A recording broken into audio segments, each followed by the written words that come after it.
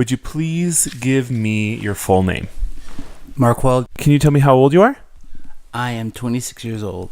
I identify myself as an out and proud black gay man. Tell me a little bit more about how you felt when you got that, when you heard that you were HIV positive, and what happened after that. What was the immediate response? What happened?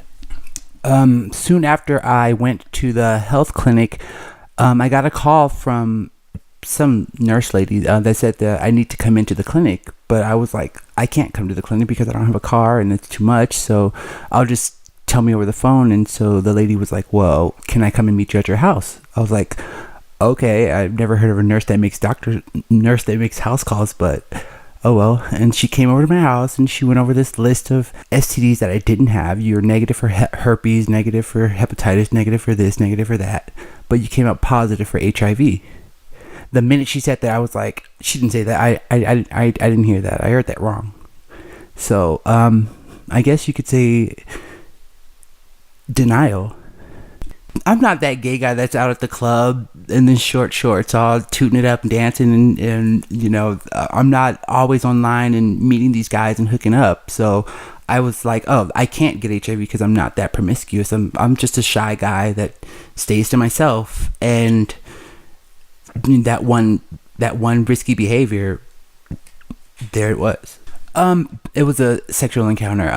I've actually limited it down to 2 people that I could have gotten it from, but it doesn't really matter where it came from. I actually took 2 HIV tests before. They were actually the rapid tests, and they came out negative.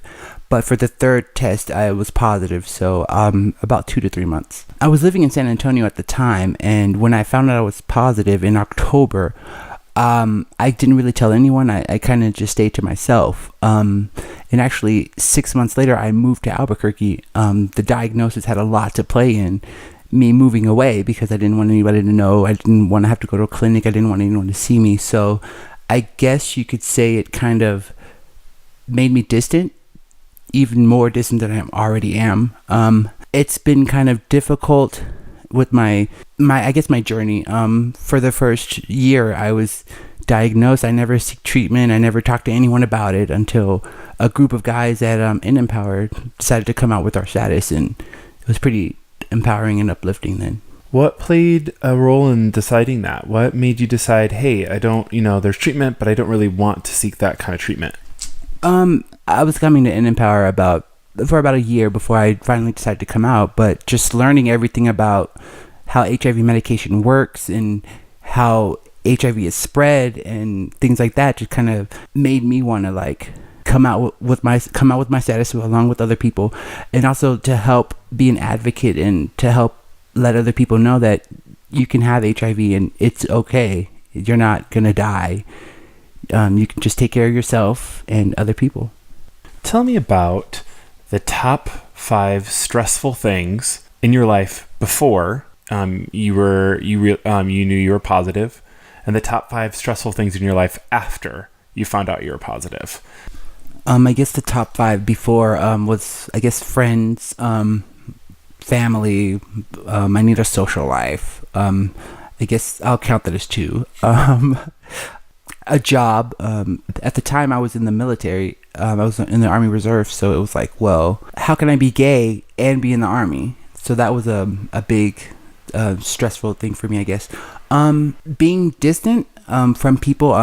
I lost my aunt and my grandmother when I was 17 years old, so I kind of don't really talk to my family. So I guess you could say that a family would be my 4th and my 5th before I was HIV positive. I guess just my future, just in general, like what kind of a future do I want to have? And as far as after being diagnosed, like I said earlier, the first was denial, like knowing that I have HIV but not knowing it to myself. Another part, telling people like, oh my God, if I have sex with someone, how am I not gonna let them know that I have HIV, but taking care of them at the same time.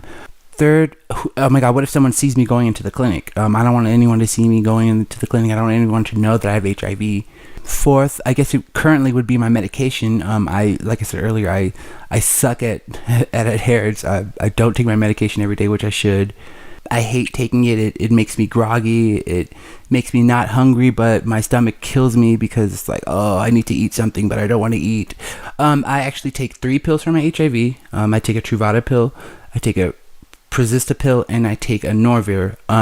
3 pills every day for the rest of my life. Like I said earlier, they make me a little nauseous, but they take away my appetite. So I'm not really hungry, but my stomach is just eating at me.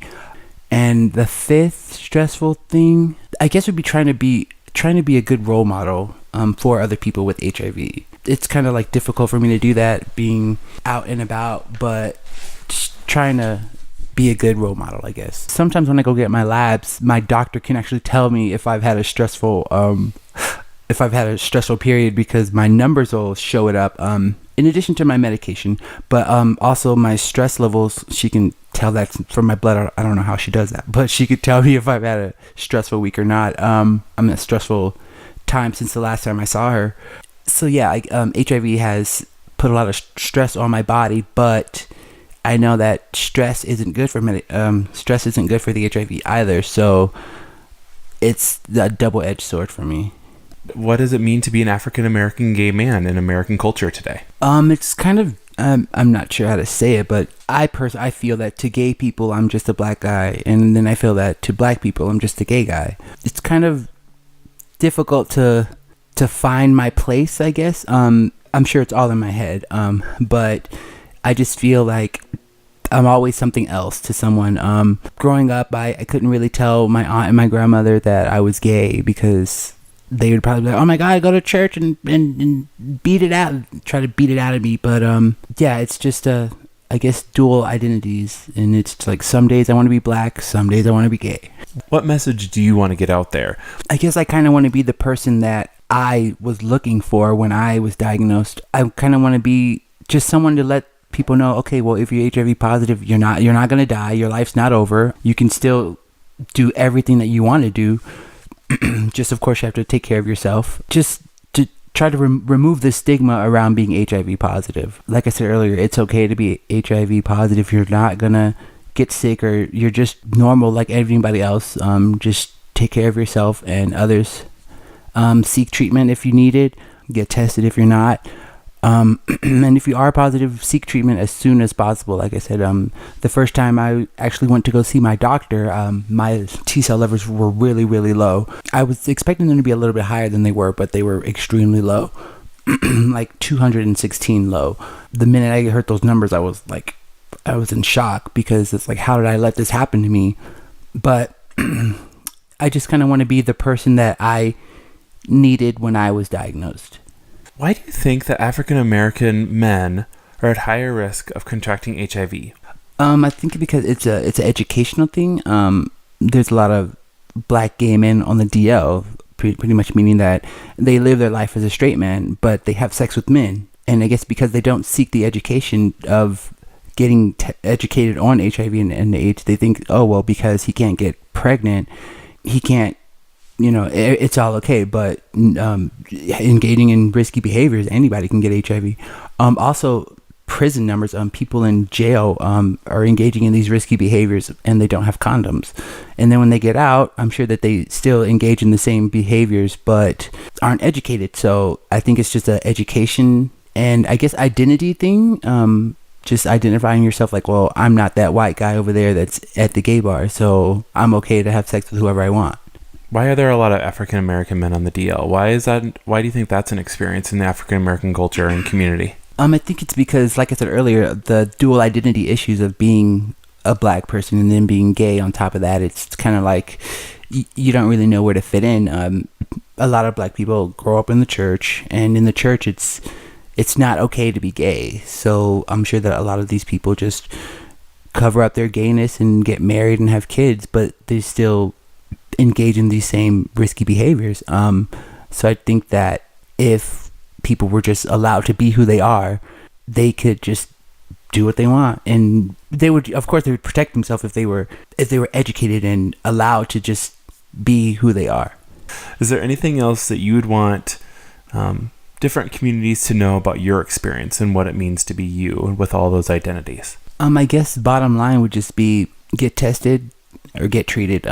If you are positive, get treatment as soon as possible. Don't put it off like I did. Don't wait until you get really, really sick and then your T cell levels are too low to be HIV positive, but you get AIDS.